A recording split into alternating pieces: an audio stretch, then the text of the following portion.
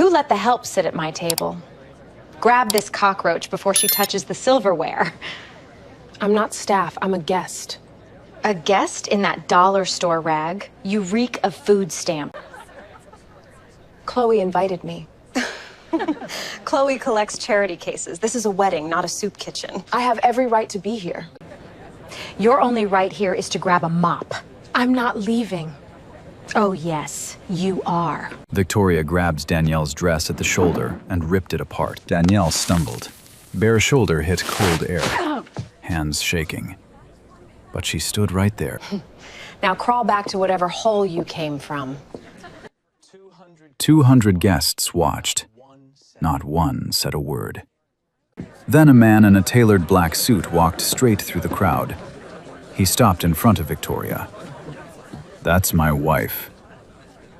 And what happened next turned that wedding into front-page news. Let me take you back to the beginning. June 21st, the longest day of the year.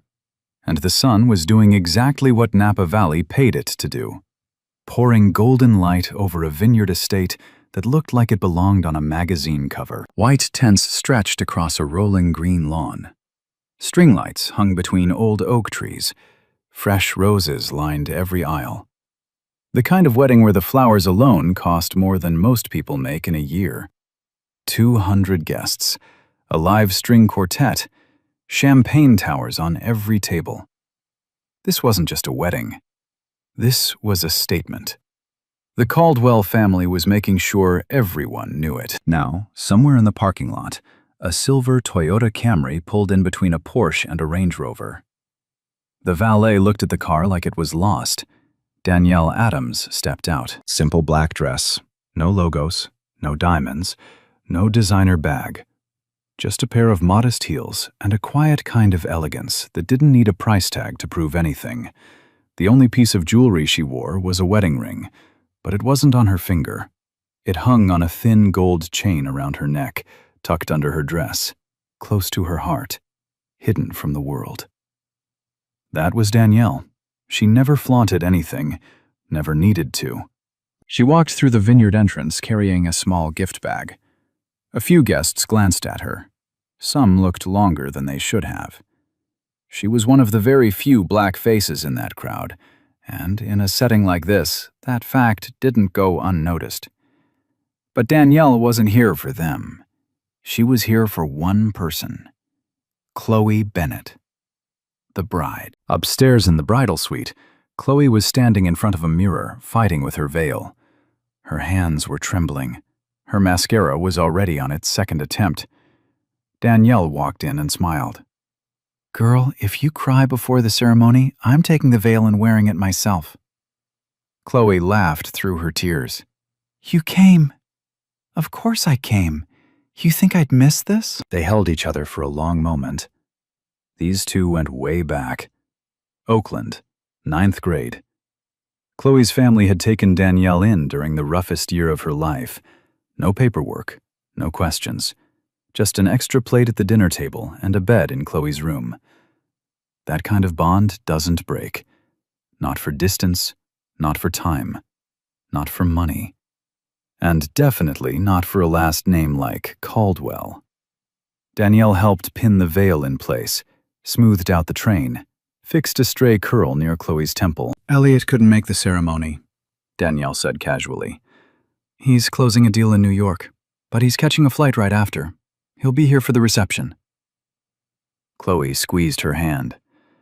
"As long as you're here, that's all I need." Danielle smiled, but something in her stomach was already tight. She'd seen the guest list.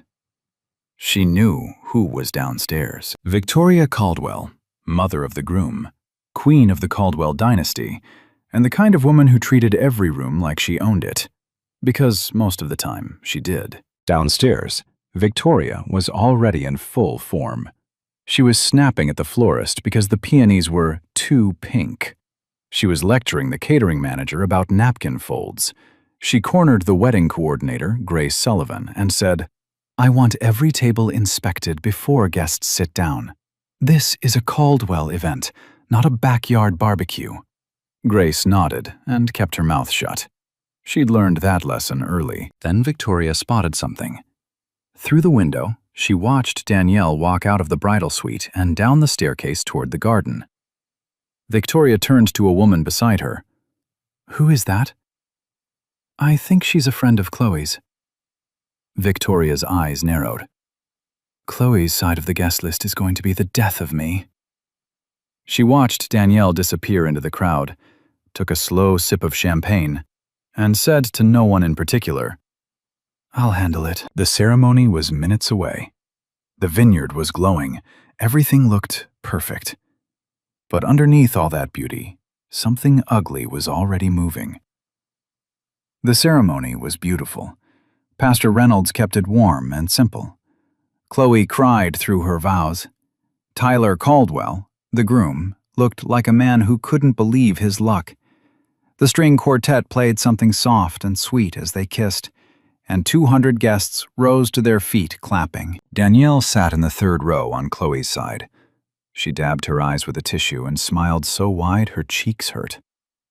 But across the aisle, in the front row, Victoria wasn't watching the couple.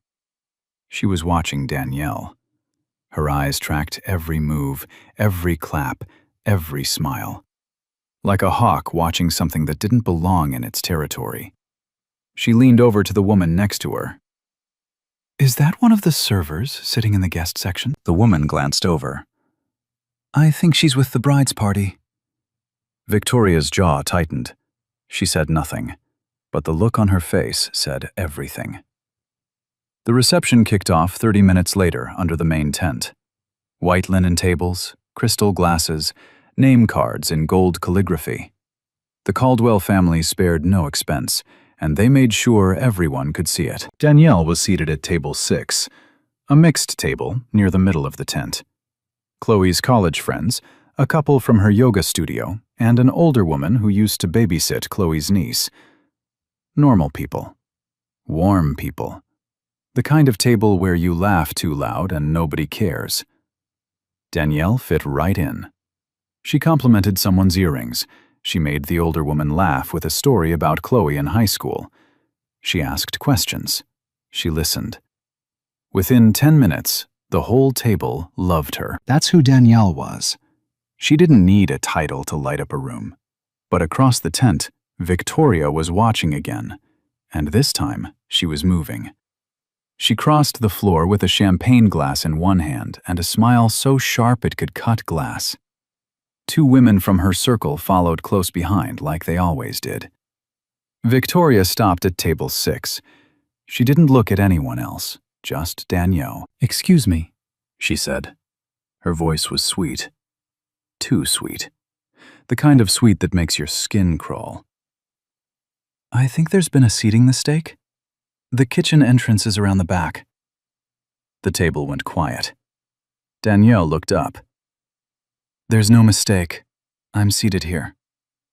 Victoria tilted her head. "Really? You're a guest?" "Yes. Chloe invited me." Victoria let that hang in the air for a moment. Her eyes moved down to Danielle's dress, then her shoes, then back up. Slowly, like she was appraising something at a yard sale. "Well," she said, loud enough for the next 2 tables to hear. "Chloe certainly has eclectic taste in friends." A few uncomfortable laughs from Victoria's circle.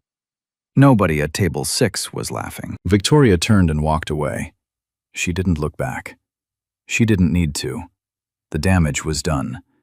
Everyone at that table felt it. That word, eclectic, didn't mean interesting. It meant, doesn't belong here.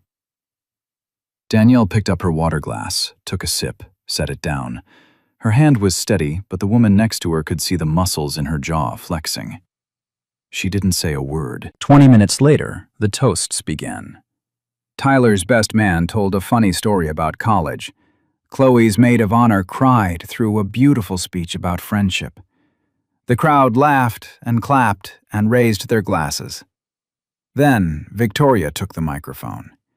She stood at the head table like she owned the room, because in her mind she did. She smiled at the crowd. She thanked the guests. and then she started talking. "Marriage," she said, "is about legacy. It's about standards. It's about knowing who you are and where you come from." She paused. "The Caldwell family has always understood that. We've always known the value of keeping our circle refined." She looked directly at Chloe's side of the room when she said it. "My hope for Tyler and Chloe is that they build a life that reflects the values this family was built on.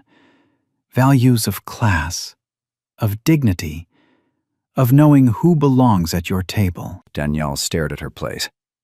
The older woman beside her reached under the table and squeezed her hand. The toast ended. Applause.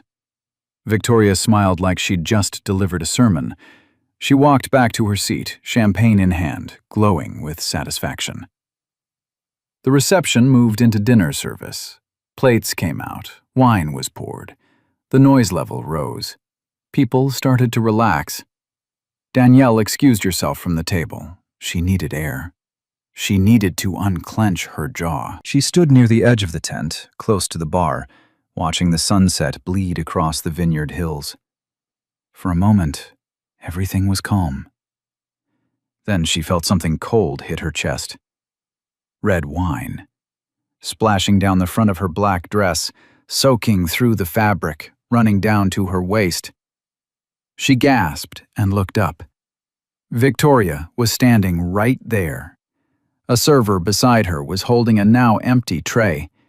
The server's face was white with panic. "Oh," Victoria said. She pressed her hands to her chest in mock surprise. "How clumsy. I must have bumped him." She hadn't bumped him. The server knew it. Danielle knew it. Every person within 10 feet knew it. Victoria looked down at the wine stains spreading across Danielle's dress. She didn't bother hiding her smile. "Don't worry about it, sweetheart. I'm sure that dress was from a clearance rack anyway. A little wine might actually be an improvement." Laughter. Not from everyone, but enough.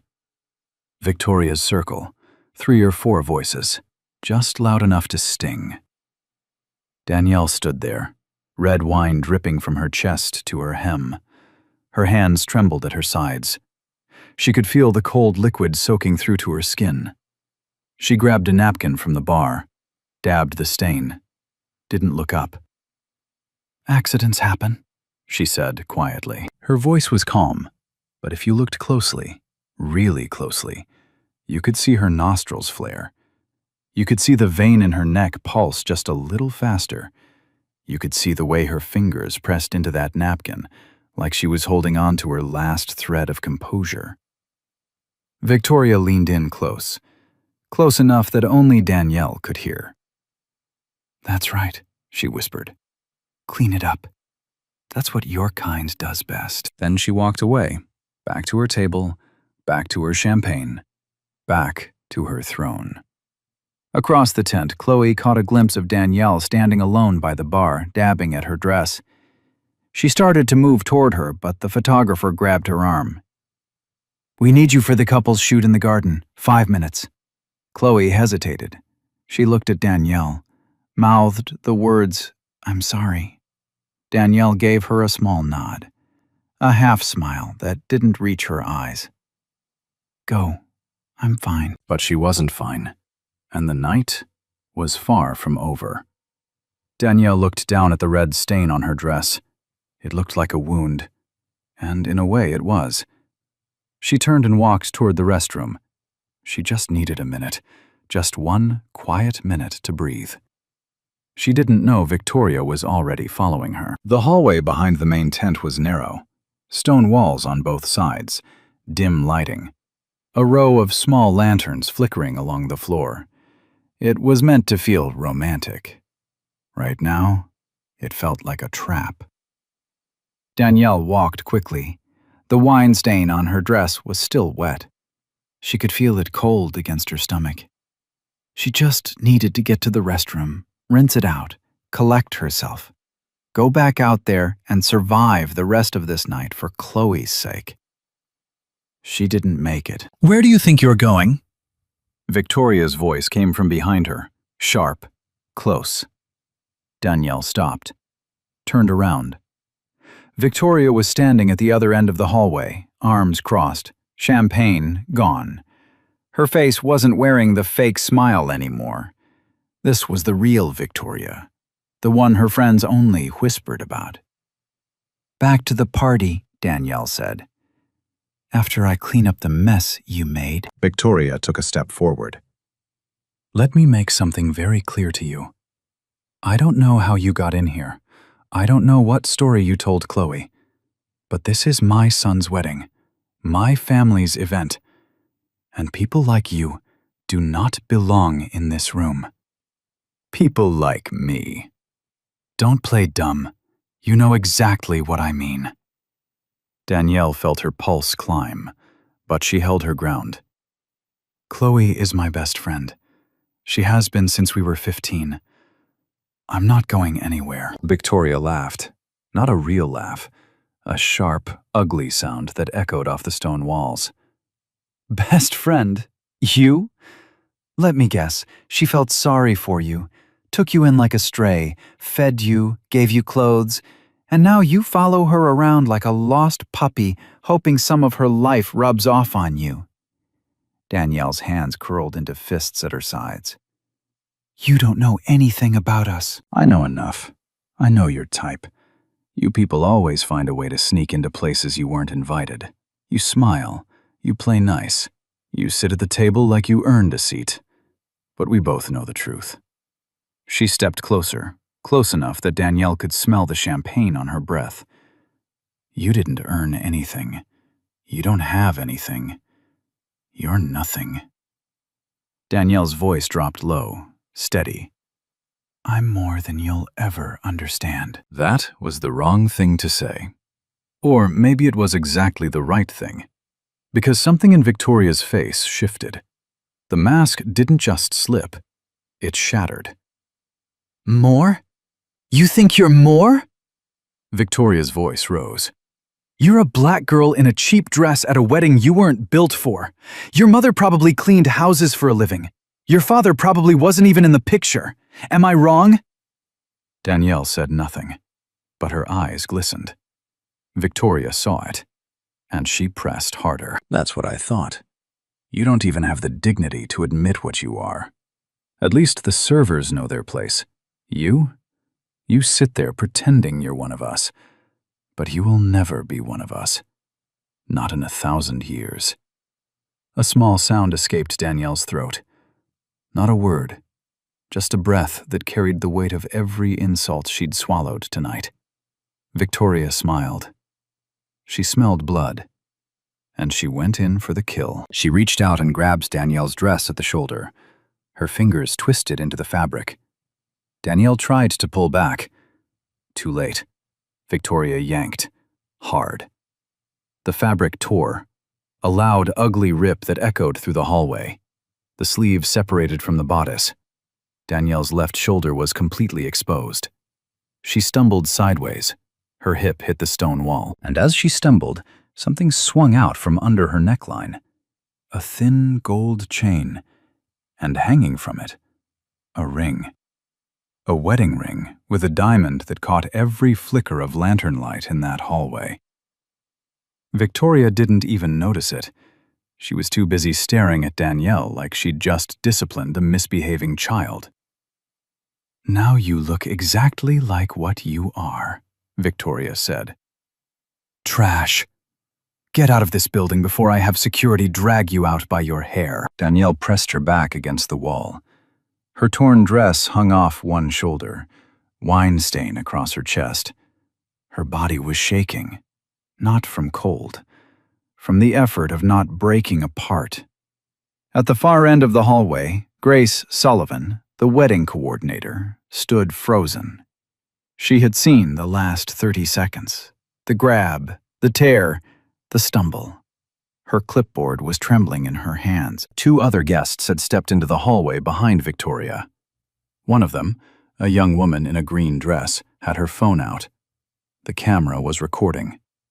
She didn't say a word. She just held it steady. Victoria didn't see any of them. She was already on the move. She walked back toward the reception tent, flagged down a venue security guard, a big man in a black polo, and pointed toward the hallway. "That woman back there. She's not a guest. She's been harassing me all evening. I want her removed. Now." The guard looked toward the hallway. He saw Danielle. Torn dress, wine stains, standing alone against the wall. She didn't look like a troublemaker, but Victoria was the mother of the groom, and the mother of the groom was giving an order. He walked over. "Ma'am, I'm going to need you to come with me." Danielle looked at him. "I'm a guest. Call Chloe Bennett, the bride. She'll confirm it." "Ma'am, I've been asked to escort you out. Just call her. Please." The guard reached for his radio, but Victoria was right behind him. "Don't waste time. Just get her out. I'll take full responsibility." The guard hesitated, then nodded. "Ma'am, please come with me." Danielle looked past him, past Victoria, into the reception tent, where 200 people were eating and drinking and laughing, where her best friend was somewhere in a garden taking photos, completely unaware that any of this was happening. She looked down at her torn dress, at the wine stain that had dried into a dark red map across her stomach, at the ring hanging from her chain, swinging gently against her exposed collarbone. She picked up her clutch from the floor, straightened her back, and walked. Not because she accepted it, but because she knew something Victoria didn't. The guard walked Danielle through the foyer, past the coat check, past the flower arrangements, past a table of welcome cards that spelled out Tyler and Chloe in gold letters. Guests in the hallway stopped talking as she passed. They stared. They whispered. Some of them looked away, not because they didn't see what happened, because they didn't want to get involved. Danielle reached the front entrance. The evening air hit her bare shoulder. The sun was going down. The vineyard glowed orange and purple in the distance. Beautiful. Empty. She pulled out her phone. One call. It rang twice. "Elliot." Her voice was steady, barely. "How far are you?" A pause on the other end. "I need you here. Now." She hung up, slipped the phone back into her clutch, and stood there in the fading light, holding her torn dress together with one hand. 15 minutes. That's what he'd said. 15 minutes. She could hold on for 15 more minutes. 14 minutes later, a black Maybach Pullman rolled up the vineyard's gravel driveway. Slow. Quiet. The kind of car that doesn't announce itself because it doesn't need to. The valet stepped forward, then stopped. He looked at the car, looked at the plates, looked at the car again. His hand dropped to his side. The rear door opened. Elliot Adams stepped out. Tall, lean, a tailored black suit that fit like it was stitched onto his body that morning. Silver cufflinks. A watch that cost more than the valet's annual salary. He moved like a man who had walked into 1,000 rooms and owned every single one of them. Behind him, 2 men followed. Reginald Moore, his personal attorney, and his chief of staff, both in dark suits, both carrying the expression of men who had already been briefed. Elliot scanned the entrance. His eyes found Danielle in 3 seconds. She was standing near the valet station, alone, holding her torn dress together with one hand, wine stain dried across her chest, her shoulder bare and bruised where the fabric had ripped away. Elliot stopped walking. For one moment, just one, something cracked behind his eyes. Not sadness. Something deeper. Something dangerous. The kind of quiet fury that doesn't scream. It calculates. He crossed the distance in 4 strides, took off his suit jacket without breaking eye contact with her, draped it over her shoulders. Both hands, gentle, like he was covering something sacred. He kissed her forehead, held it there for a beat. "Who did this?" His voice was low, calm, The kind of calm that makes the air around it go still. Danielle looked up at him. She didn't cry. She'd used up all her fight holding it together for the last hour. She just said one word. Victoria. Elliot straightened, buttoned his shirt cuff, and turned toward the building. The security guard from earlier stepped forward, hand raised. Sir, I'm going to need to know. Elliot didn't slow down. That woman you just escorted out is my wife, and the woman who put her hands on my wife is inside your venue, so I'd suggest you step aside. The guard's hand dropped. His face went white. He stepped aside. Elliot walked through the foyer, through the hallway, through the entrance of the main reception tent. Danielle was beside him, his jacket around her shoulders. Reginald and his chief of staff 2 steps behind. The tent was full. 200 guests. Music playing, glasses clinking, laughter bouncing off the white fabric ceiling. Then someone looked up. Then another. Then another. The laughter stopped. The music kept playing, but nobody was listening anymore. Every pair of eyes in that tent turned toward the entrance. Elliot Adams walked through the center of the room like he was walking through a boardroom he was about to shut down. Guests started pulling out phones, not to record, to Google. Fingers typing fast. Elliot Adams, Meridian Capital Group, founder and CEO. Net worth, $4.2 billion. Faces changed. Jaws dropped. Forks hit plates. A woman at table 3 put her hand over her mouth. Victoria was at the head table. She had a fresh glass of champagne. She was laughing with 2 women from her circle. She hadn't even noticed the room had gone silent. Then she looked up. She saw Danielle first, still in the torn dress, Elliot's jacket on her shoulders, walking toward her. And beside her, a man Victoria had never seen before. She frowned. What is this? I thought I told security. Elliot stopped 3 feet in front of her, close enough to see the champagne bubbles in her glass. Mrs. Caldwell. Victoria blinked. Do I know you? No, but you know my wife. He glanced at Danielle, then back at Victoria. You tore her dress off her body. You called her trash. You had her thrown out of this wedding. Victoria's smile vanished. Her eyes darted around the room. Every guest was watching. Every phone was out. She let out a nervous laugh. I think there's been a misunderstanding. There's no misunderstanding. There are witnesses. There's video. And there's a torn dress on my wife's body right now. Victoria opened her mouth, closed it, opened it again. Nothing came out. Tyler rushed over from the other side of the tent. His face was red. His tie was loose. He looked at Elliot, then at Danielle, then at his mother. Mom, what did you do? Victoria stammered. I didn't know. Chloe came running in from the garden, veil still pinned, bouquet still in hand. She saw Danielle, the torn dress, the jacket, the wine stain. She dropped the bouquet. Danny. Her voice broke. Oh my God. Danny. She threw her arms around Danielle and held on, tears streaming down her face. Her white gown pressed against Elliot's black jacket.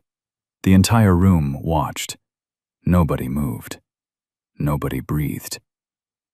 Victoria stood alone at the head table, champagne glass still in her hand. The room she had controlled all night had just slipped through her fingers like sand. And for the first time in her entire life, Victoria Caldwell had absolutely nothing to say. The silence lasted about 10 seconds. It felt like 10 years. Then Victoria did what Victoria always does. She tried to spin it. Look, she said, forcing a laugh that came out thin and cracked. This has all been blown out of proportion. I didn't know she was anyone important. If I had known... Elliot cut her off. Not with volume, with precision. If you had known, that's what you just said. He took one step closer. So if she weren't my wife, if she were just a woman in a dress at a wedding, what you did would have been acceptable? Victoria's mouth opened. Nothing came out. You ripped a woman's dress off her body. You called her trash. You had her thrown out of a building, and your defense is that you didn't know she was rich? The room was so quiet, you could hear the string quartet's bow case click shut in the corner. The musicians had stopped playing. Even they were watching.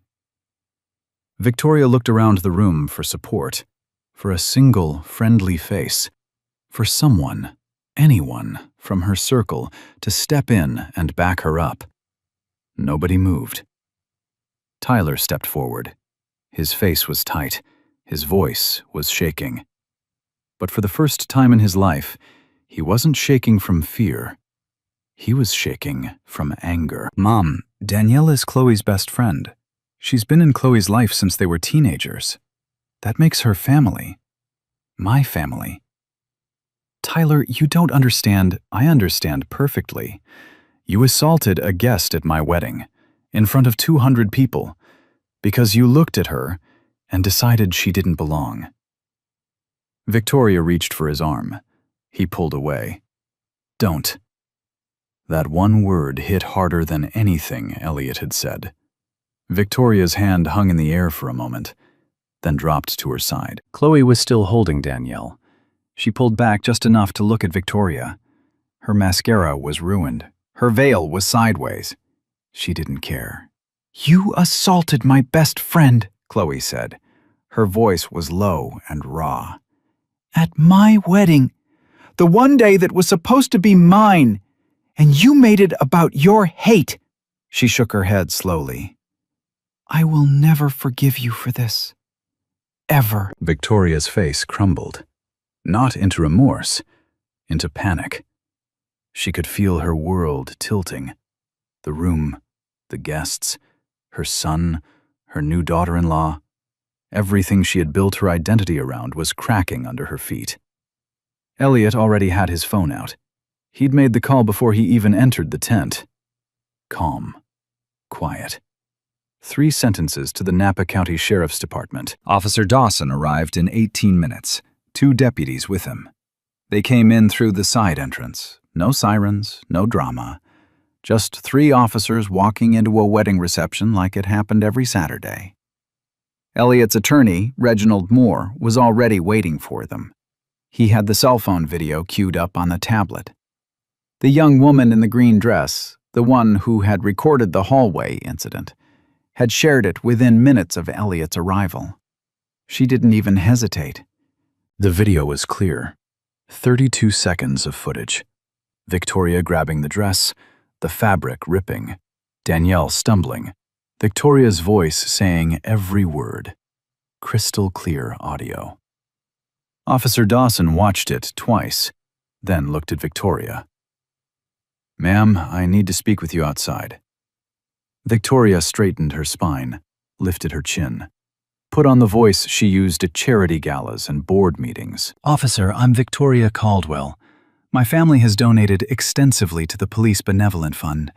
I'm sure we can sort this out. Ma'am, outside, now. The voice left no room. Victoria's name-dropping bounced off Officer Dawson like rain off concrete. He'd been on the force for 22 years. He'd seen wealth try to buy its way out of consequences 100 times. It never worked.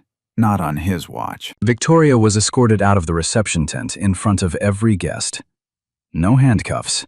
Not yet. But the image was enough. 2 deputies flanking her, her heels clicking on the stone floor, her head held high, but her hands trembling at her sides. Nobody from her circle followed. Nobody called out to her. Nobody said, "Wait," or "There must be a mistake."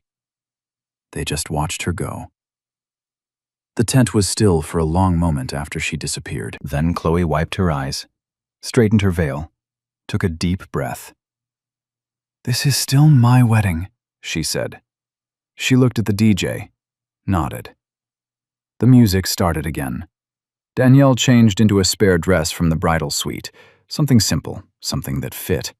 Elliot stayed by her side the rest of the night. They danced, slowly, close, his hand on the small of her back, her head resting against his chest. The reception went on. The cake was cut, the bouquet was thrown. Guests laughed again. Not as loud as before, but real. Outside, in the back of a patrol car, Victoria Caldwell sat in silence, charged with simple assault and battery. The longest day of the year wasn't over yet, but for Victoria, the sun had already set.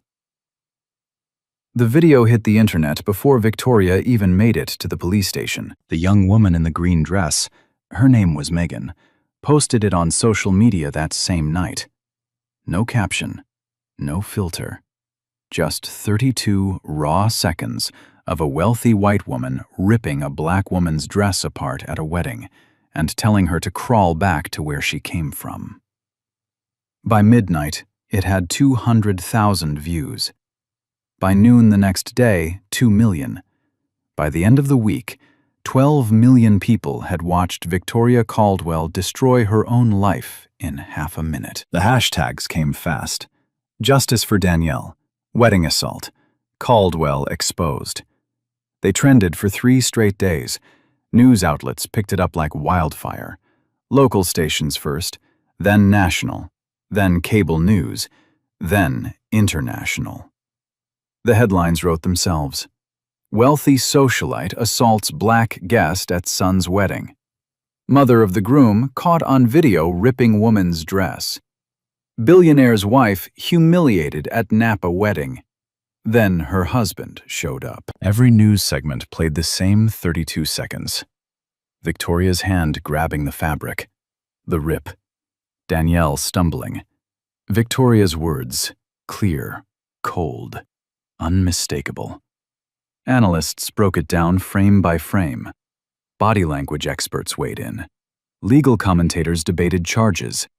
Social media turned Victoria Caldwell into the most hated woman in America overnight.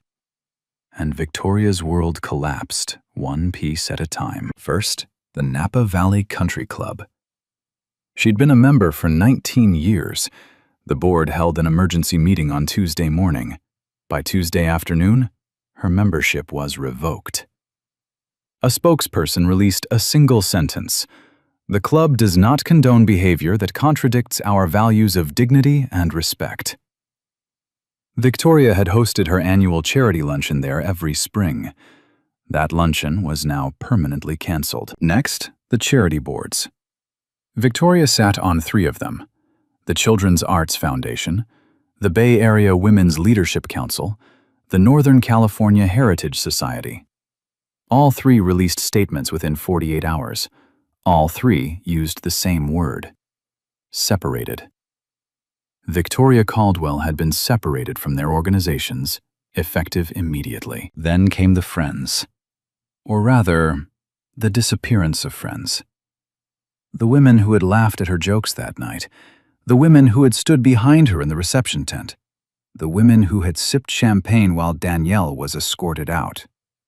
One by one, they vanished. Blocked her calls, unfollowed her accounts, pretended they barely knew her. The same circle that had enabled Victoria for decades suddenly couldn't remember her name. That's how it works. Loyalty built on status disappears the moment the status does. Then the business took a hit. Caldwell and Pierce Holdings, the family's real estate and investment firm, had operated quietly for decades. Old money, old clients, the kind of business that ran on handshakes and golf course deals. But old money doesn't survive new media. 2 municipal contracts, one with the city of San Francisco, one with Marin County, announced formal reviews of their partnerships with Caldwell and Pierce.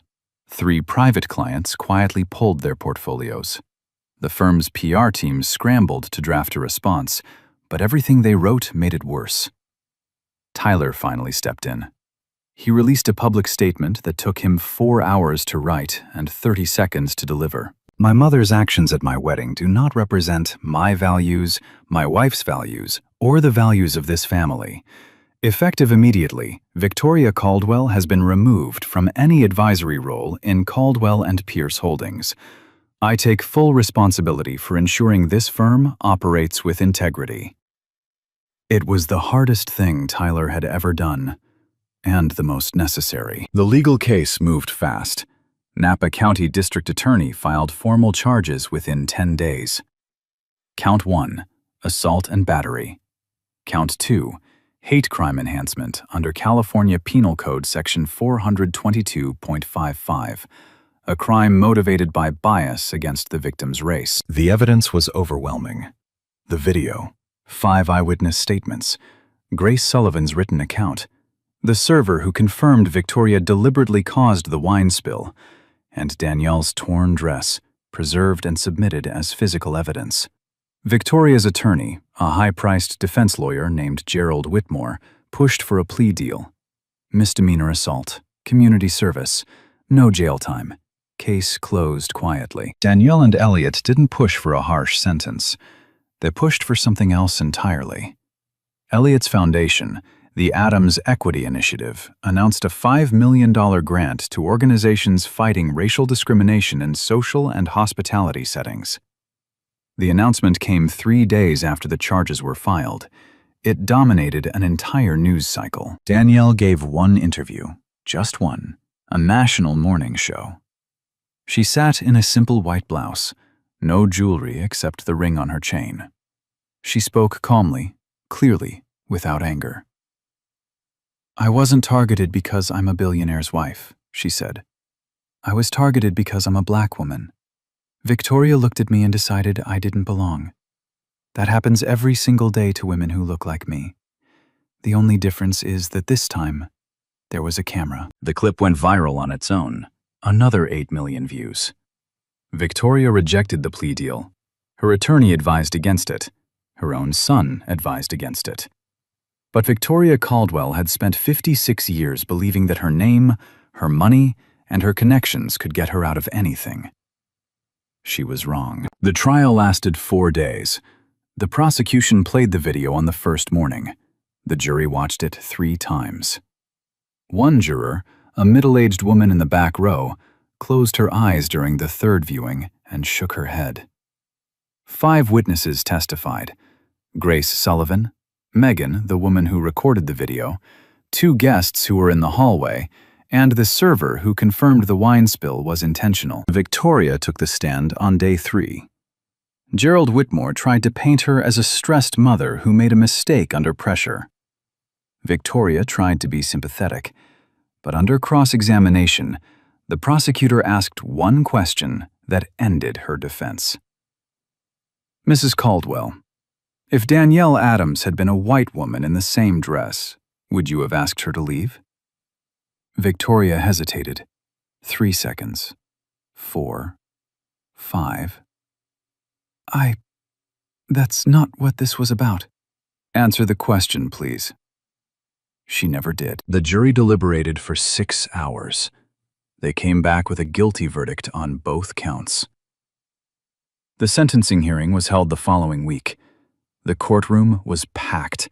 Media in the back rows, cameras outside. Victoria sat at the defense table in a navy suit. No champagne, no circle of friends, just Gerald Whitmore and a glass of water.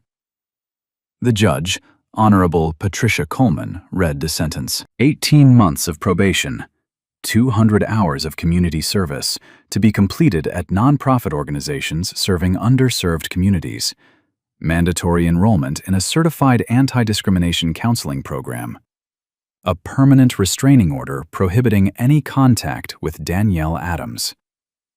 Judge Coleman removed her glasses and looked directly at Victoria. "Mrs. Caldwell, wealth is not a license to dehumanize others. A wedding invitation does not come with a hierarchy of human worth. What you did was not a mistake. It was a choice. And choices have consequences." Victoria stared straight ahead. Her jaw was tight. Her eyes were dry. She didn't cry. She didn't apologize. She just sat there, perfectly still, while the world she had built crumbled around her in a courtroom she couldn't buy her way out of. Outside the courthouse, reporters shouted questions. Victoria's attorney said, "No comment," 14 times. Victoria got into a black SUV and disappeared behind tinted windows. The public reaction was swift. Most people felt the sentence was fair, not too harsh, not too soft, just right. The kind of justice that doesn't destroy a person, but makes sure they feel the weight of what they did. Comment sections lit up for days, millions of people sharing their own stories, their own moments of being told they didn't belong, their own Victorias. Danielle didn't comment on the verdict. She didn't need to. The video had already said everything. 6 months later, on a Tuesday morning in December, Danielle Adams walked into a small brunch spot in downtown Oakland, the kind of place with mismatched chairs and coffee that tastes like someone's grandmother made it. No valet, no champagne towers, no string quartets, just good food and a wobbly table by the window. Chloe was already sitting there, hair up, oversized sweater, a half-eaten croissant in front of her. Danielle sat down across from her. They didn't hug. They didn't need to. They just smiled, the kind of smile that carries 20 years of history without saying a word. "You look good," Chloe said. "You look tired," Danielle said. "Tyler snores. Elliot snores louder." They both laughed.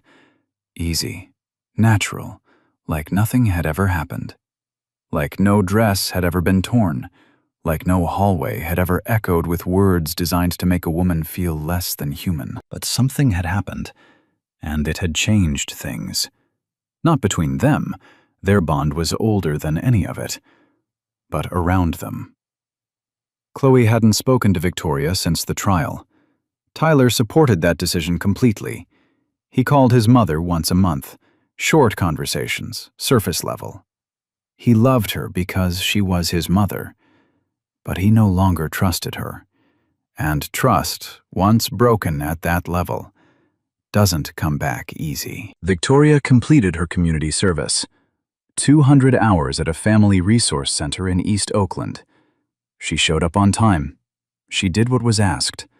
She didn't complain, at least not publicly. But whether she actually changed? That's a harder question. A volunteer at the center told a reporter that Victoria was overheard on her last day saying, "Thank God that's over. I've never spent so much time in a place like this in my life." So, draw your own conclusions. Some people learn. Some people just serve their hours and go home. Danielle didn't spend much time thinking about Victoria anymore. She had other things on her mind. After the trial, something shifted. Invitations started coming in, speaking requests, panel discussions, podcast interviews. Organizations focused on racial equity and social justice reached out, asking Danielle to share her story. She said yes.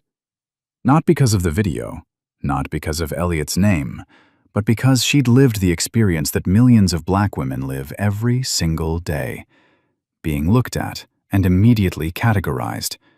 Being told, without words or with them, that you don't belong. She spoke at a women's leadership conference in Atlanta. She gave the keynote at a hospitality industry summit in Chicago. She partnered with 2 nonprofits focused on bias training in high-end service environments. She didn't do it for attention. She did it because the platform landed in her lap, and she wasn't the kind of person who wastes an opportunity to make something better. Elliot supported every bit of it. Quietly, from the background, the way he always did. One evening, they were home. Elliot was reading on the couch. Danielle was curled up beside him, scrolling through emails on her phone. The house was quiet. The kind of quiet that only exists when 2 people are completely comfortable in each other's silence. "Hey," Elliot said. She looked up. "You okay?" She thought about it. Really thought about it. "Yeah," she said. "I was okay the moment you put your jacket on my shoulders." He didn't say anything. He just reached over and held her hand. Sometimes the biggest moments don't need big words. So here's the thing I want to leave you with. The lesson of this story is not that Danielle needed a billionaire husband to get justice. The lesson is that she shouldn't have needed one at all. Dignity is not something you earn with a net worth. It's not something that shows up in a Maybach. It's something every single person is owed the moment they walk into a room. Any room. No exceptions. The real question isn't whether people like Victoria exist. We all know they do. The real question is, what do we do when we see it happen? Do we sit there like those 200 guests and pretend we didn't hear it? Do we look away because it's not our problem? Or do we open our mouths and say something? So here's what I want to know. Have you ever been in a room where someone decided you didn't belong? Not because of anything you did, but because of how you looked? Tell me your story in the comments. I read every single one. And if this story made you feel something, anything, hit that like button. Share it with someone who needs to hear it. And subscribe so you don't miss the next one. Because these stories need to be told. And you being here means they will be. 32 seconds, that's all it took for Victoria Carrera to do everything and for the world to see exactly who she really was. But here's what this story is really about. Danielle was didn't arrive in the Maybach. It was there the whole time. In the way she stood still when her dress was torn off her body. In the way she refused to break when every word was designed to shatter her. Victoria didn't lose because she messed with a billionaire wife. But consequence doesn't either. Now I want you to sit with something uncomfortable. If there was no camera in that hallway, no billionaire on the way, then Danielle get justice. Although she just drive home in a torn dress and swallow it, like millions of women do every day. At what point the silence become permission? And how many times have we been one of those 200 guests and chosen comfort over courage? Tell me in the comments a time someone decided you didn't belong before you even spoke. Hit subscribe for more stories like this and share it with someone who needs to hear it, because the next Danielle might not have a camera rolling